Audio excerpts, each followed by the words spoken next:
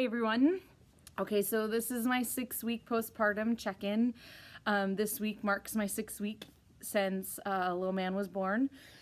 Excuse me. So, we've already talked about what happened with the pumping. I feel a lot better. Everything's gone. All the milk is gone. Excuse me. It's all dried up. I don't have any discomfort. My girls are back to normal-ish. They're not how they were before, but I guess that's to be expected when you've got 17,000 gallons of milk in your breasts. So I had my 4-week postpartum visit. My doctor sees us at 4 weeks postpartum rather than 6. Saw him a couple weeks ago. He put me on oral birth control, which was awesome. So that's restarted. I'm doing fine with that. I'm not having any issues. I made sure when I spoke to him that I went on the exact same birth control that I was on previously, that I didn't have issues with. So I'm 2 weeks into that, which is awesome. We discussed at that appointment birth control options. We discussed postpartum depression. He did a postpartum depression screening and told me I do not have postpartum depression, which I knew that anyway.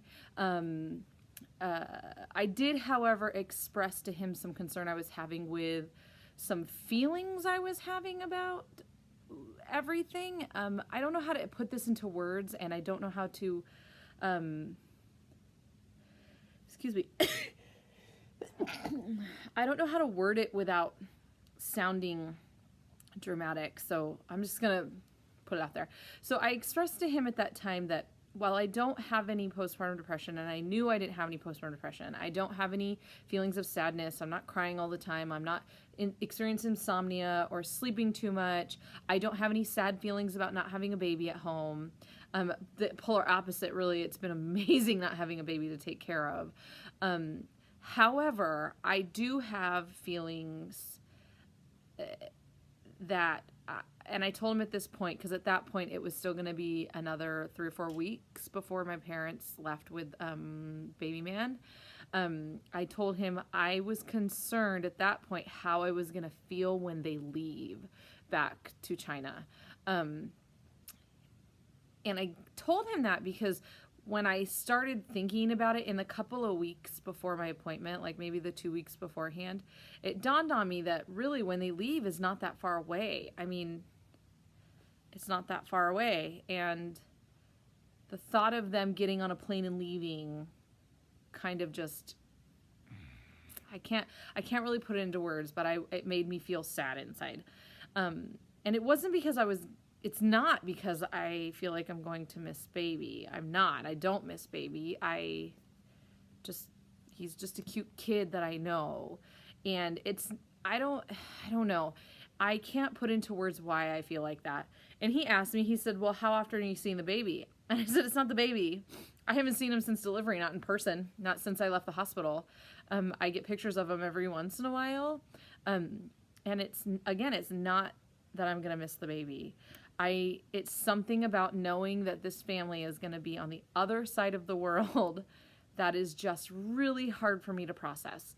I don't know why that's what's getting me. I don't know why that's what's making it difficult for me. Sorry, I'm going to try to get myself or center in this.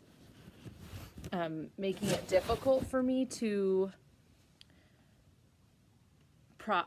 close it out maybe. I've talked to a girlfriend of mine about it. She thinks, and my husband kind of thinks, my husband's a whole different story.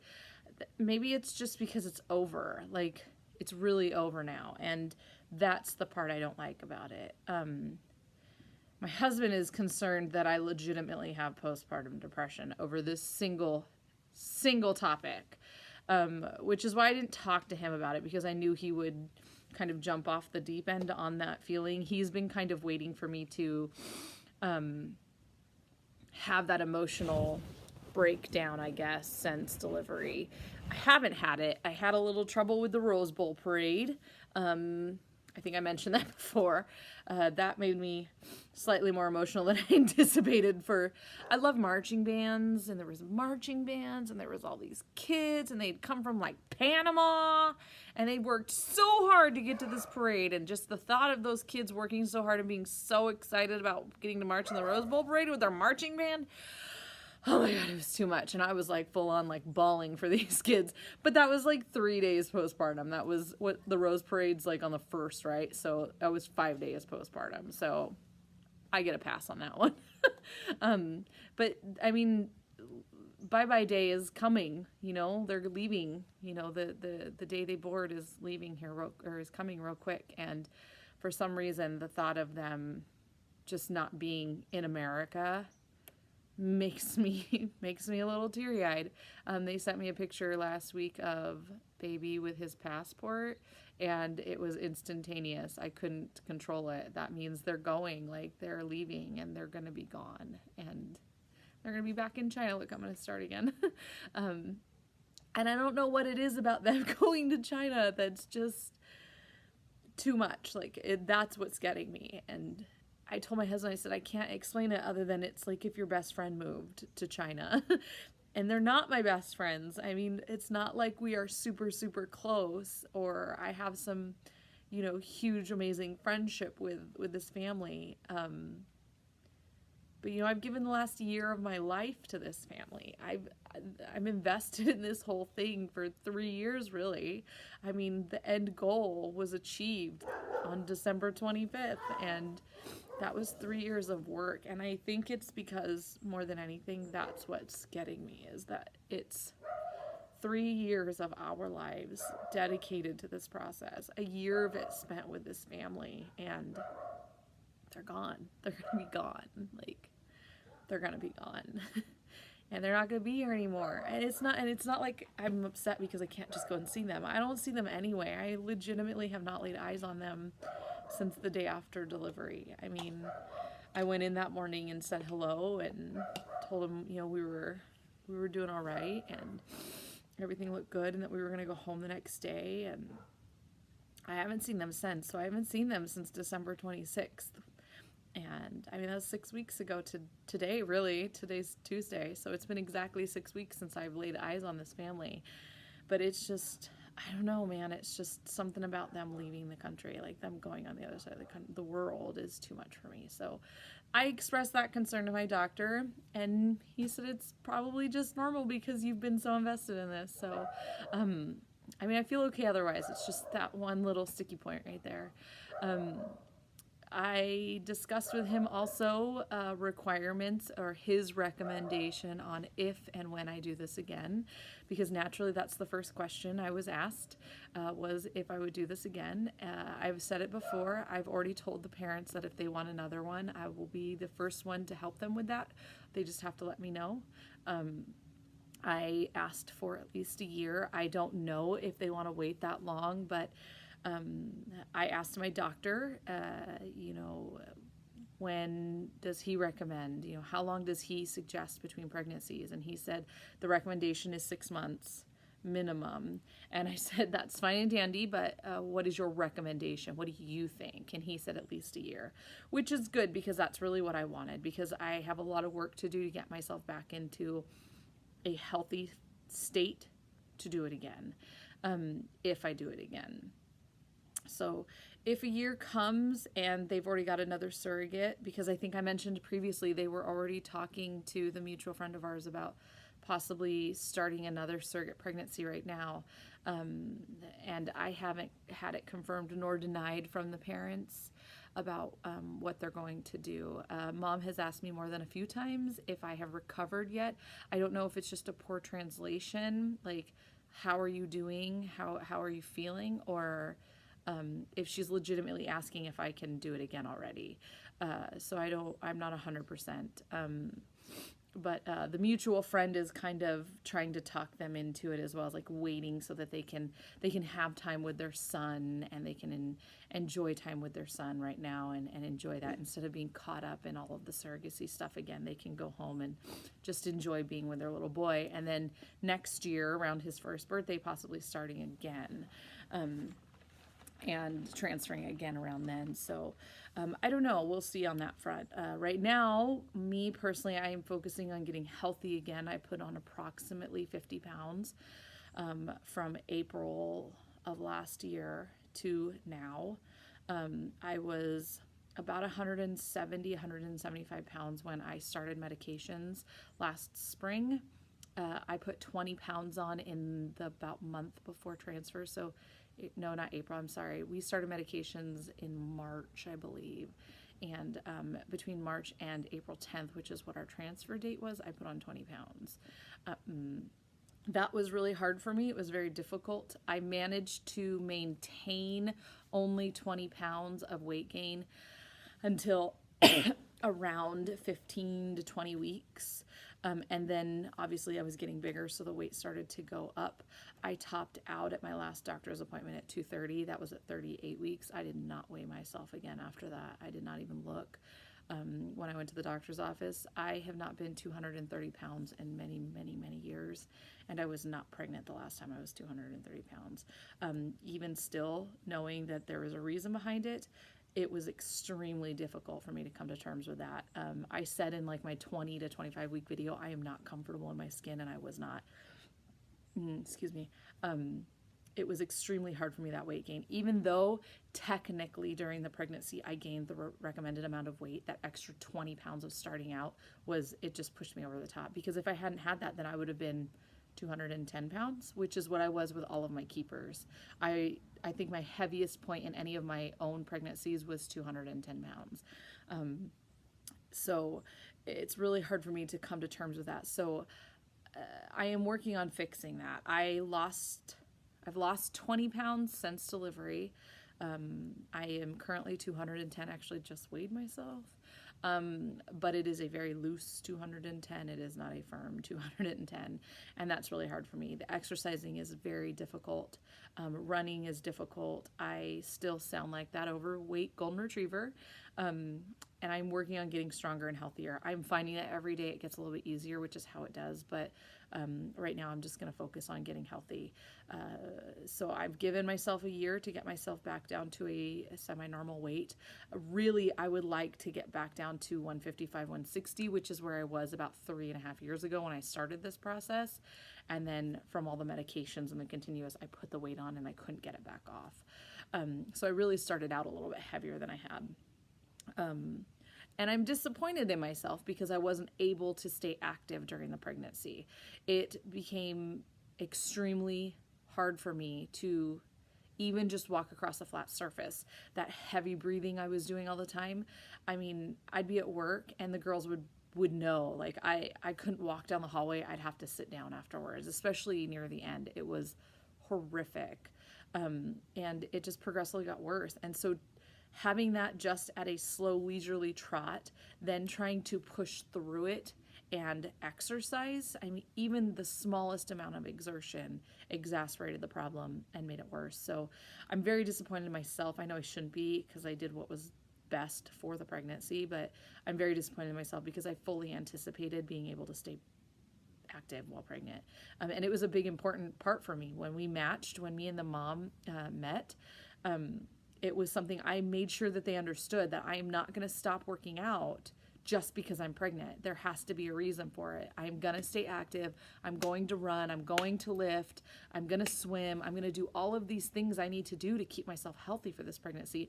And I wasn't able to do that. And I'm really disappointed in myself. And I think that's what makes knowing that I gained so much weight even more difficult, because I feel like maybe I wouldn't have put on as much weight if I had been able to stay active. So I'm focusing on that. I did reach out to the clinic that we used here, or not here, but in Las Vegas, because if I do another surrogacy, I want to stay with that clinic. I like their protocol.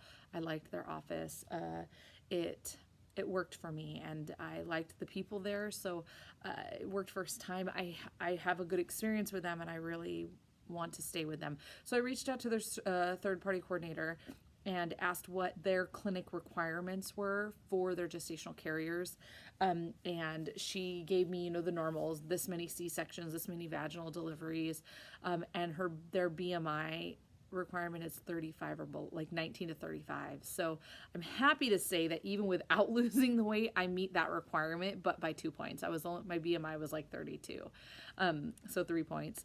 But that makes me happy because I was convinced that I was not going to be within BMI requirements. But I do want to get it back down to where I was because technically my BMI classifies me as obese. I don't consider myself obese. I just consider myself chubby now, and I do not enjoy being the chubby girl. And it's really important to me to get the excess fat off. I had some loving around the center beforehand, but not as much as I do now. So I'm working on it. It's getting easier. It's getting better. Everything feels fine. I go back to work this week.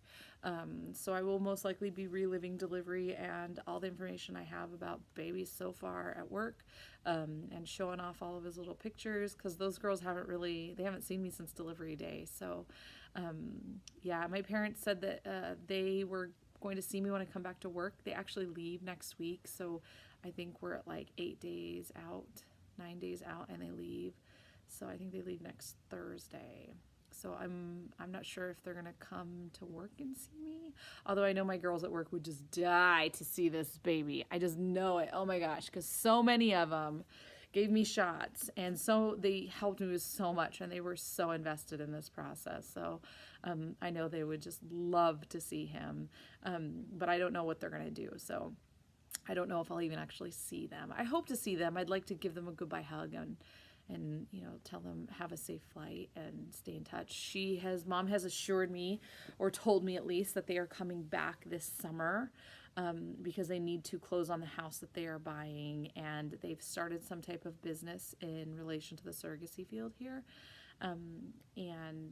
They're going to come over and start working on that this summer. So they said they'll be back this summer. I don't think they understand how hot it is in Las Vegas in the summer, though, because they said June or July. Listen, somebody needs to warn them because I don't think they understand how hot it is. I talked to my doctor friend that knows them. I said, they understand how hot it is here in the summer, right? Because, dude, I'm not even kidding you. 120 it gets in Vegas. Where I live in Lake Havasu, it gets into the 130s in the summer in June and July. Like, you don't go outside because you could die. Like, that's not even a joke. You legitimately could die. It's so hot. It's not funny. I just don't even understand the rationale of living where I live because it's so hot. And for people who do not live in this kind of heat, it's not like in Texas where you have a humidity of like 50%. There's no humidity in our desert. Texas, their humidity does not get to 0. We in Arizona are dying at like 10% humidity. We want to die. Vegas is the same way because we don't have anything. We're dry. So it's a way different heat. If you come from a place where it's humid and you have green stuff like trees and you can grow grass, I don't care how hot it gets. You do not understand how hot it is when there's no humidity. It is a way different kind of heat. So anybody who's planning on visiting the Southwest over here, make sure you drink lots of water because you won't know you're in trouble till you're in the back of the ambulance. There's a joke here in Havasu that everybody says, oh, but it's a dry heat. It's anything over 110 in Havasu can kill you. It's ridiculous. So yeah, hopefully they will come back and maybe we can meet up and have lunch. Mom has told me she is going to start learning English, and she's going to teach the baby English so that he doesn't have any issues or he can talk to me. I'm going to try to learn some Chinese. I don't speak Chinese, obviously, because the whole deal of baby teaching me Chinese while he was in there did not even happen. But I did download a little app, and I'm going to show you guys, see if you can see it. Let me see. Hang on. No, let me see. Oh, it's because my screen got dark. Haha, sorry. So this app right here, it's called Chinese Skill, I think is what it's called. But it's a little fat, chubby panda bear.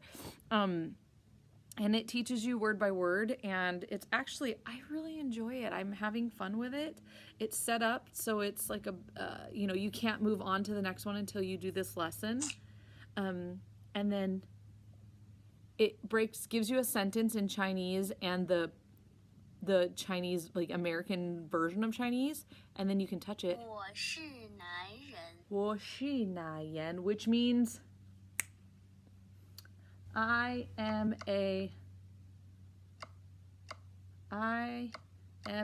man. Let's see. You are correct. I am a man. And then you have little panda bears up top. You've only got 4 chances each lesson to not screw up.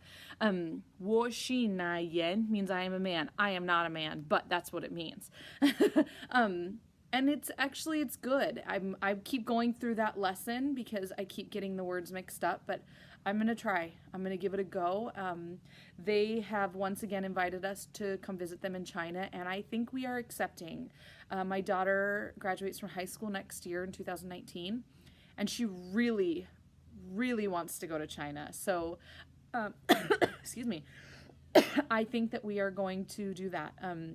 They tried to pay for all of it. I have mixed feelings about them paying for my family of 5 to fly to China. But I'm at the same time, I don't want to say no. So I think what we're going to do is maybe pay for flights and obviously our spending money and have, other stuff. But I'm going to ask for some help. She's already told me, you let me know when you're coming and I will arrange a translator and a hotel, a special hotel is what she said. And I will have all the wonderful food for the children to eat because my kids are in love with the cooking that they did for them on Christmas. My oldest 2 especially they just rave about it. Anytime we talk about it, I get, oh my God, that food was so good. And my daughter's like, I don't like seafood, but that stuff was amazing. I'm going to China and I'm going to eat my way through China. I mean, so they're real excited about that. And then, so I think what we're going to do, because they live in a different province than Beijing, I think what we're going to do is maybe fly in and spend a couple of days in Beijing. And then she said it's like a 50-minute puddle jumper flight, basically, across the little Peninsula Bay thing there.